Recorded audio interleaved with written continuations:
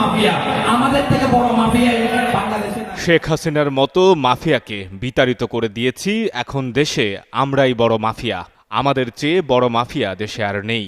ঠিক এভাবেই গর্বের সাথে নিজেদের মাফিয়া বলে দাবি করেন জাতীয় নাগরিক পার্টির কেন্দ্রীয় কার্যনির্বাহী সদস্য জুবাইরুল আলম মানিক।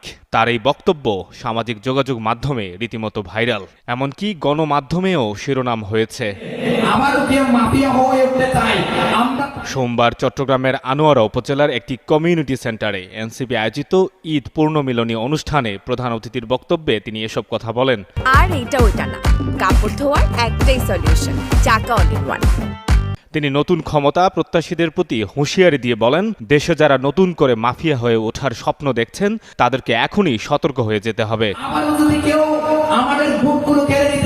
ভোট ডাকাতির বিষয়ে তার কঠোর বার্তা, কেউ যদি আমাদের ভোট কেড়ে নিতে চায় তবে